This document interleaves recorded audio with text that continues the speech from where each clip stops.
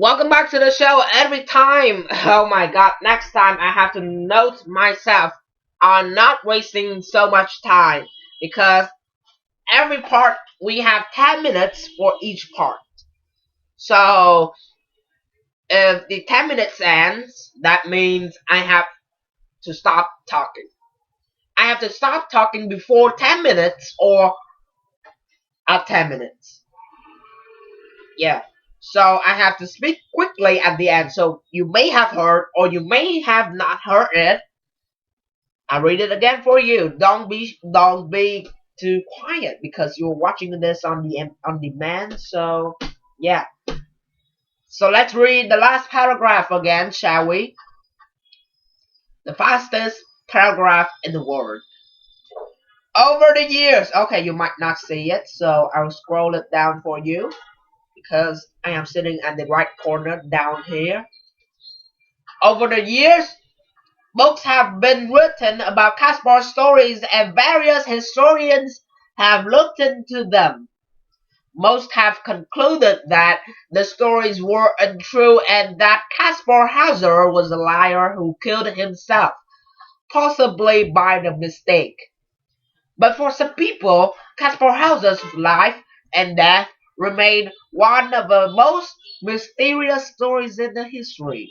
Right, so we have taken read through of it, the text about a short story about Caspar Hauser from Germany, and he's like the prison or maybe something like that.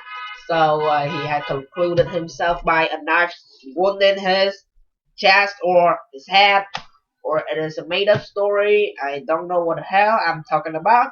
So okay, so let's not wasting us time. So we will now do the exercise number 2. So let's first read the six headings right over there in the exercise number 2. So then we will match it them easily. First one, his fame spreads. His fame spreads. Spreads mean lan tỏa. Number 2, were his stories true? Were his stories true? Nobody tells. Number 3, reunited with his real parents. Do they? Do they reunited? Or still separate from each other? Separable. Number 4, alone in a strange city. Yeah. 5, a mysterious murder. A strange childhood. Okay, so we have taken read through 6 headings. So let's now do the exercise number 2 with me. Alright, so the first one, paragraph number 1A. Paragraph A. On the 16th of May. Okay, so we will now find the headings, then match them with the paragraphs. Alright, with the paragraphs. And we know to make this easier, we will now read the first sentence because each first sentence in the paragraph of each paragraph will let us find the main story they are talking about in each paragraph easily. Okay, so let's now read the first sentence in the paragraph A. Read the first sentence. On 26th of May, 1828, the people of Nuremberg in Germany found a teenage boy who was wandering alone through the streets. Okay, wandering. Wandering means just go walking, just walking. Yeah, walking. Wandering means walking alone through the streets. Walking alone through the streets. So, means he was alone, an alone teenage boy. Oh, poor you. I mean, poor that Caspar Hauser, but not you. Okay, because you're watching this, you really feel relaxed, but he's not.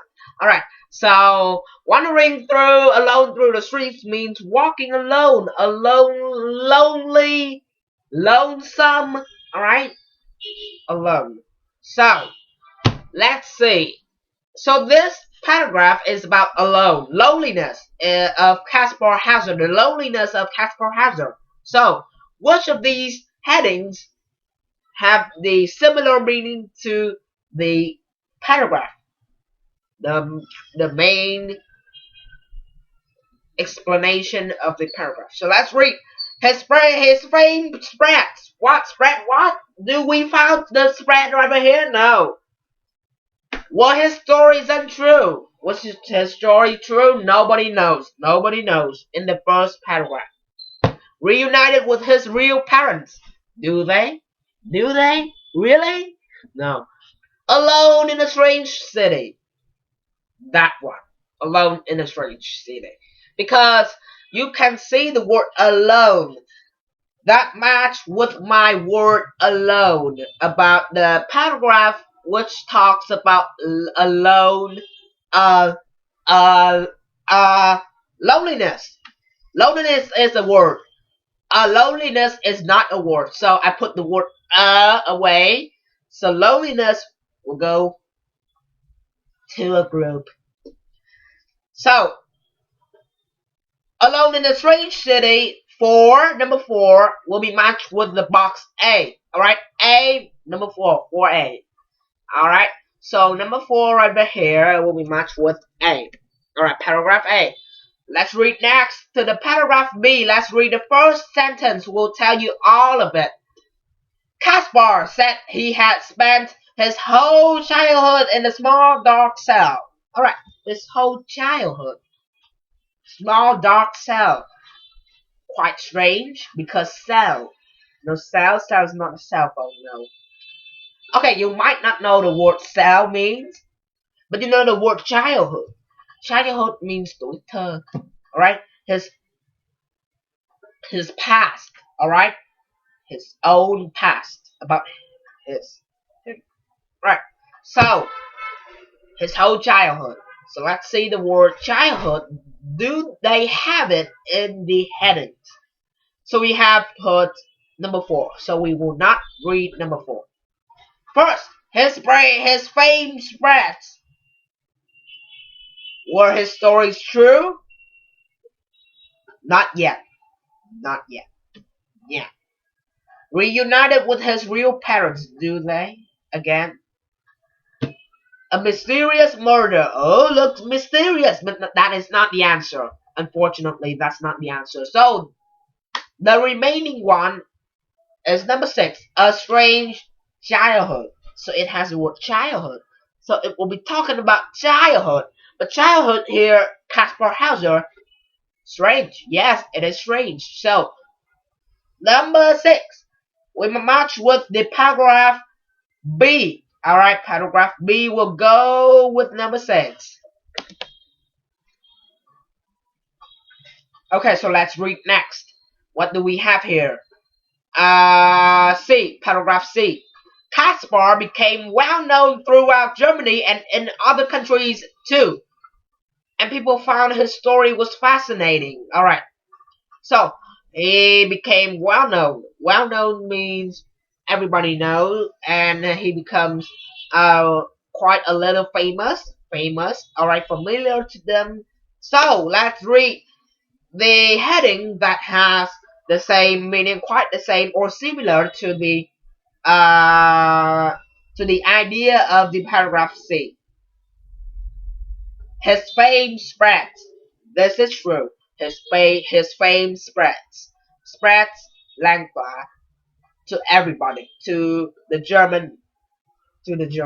So, number 1 will be matched with the paragraph C. Alright. 1C, ladies and gentlemen. 1C. So, I think that we will be right back with the next part of the show. We will finish the exercise number 2, then we'll be moving on to the exercise number 4 on page 59. Don't go anywhere, we'll be right back. Soonly. We'll be right back.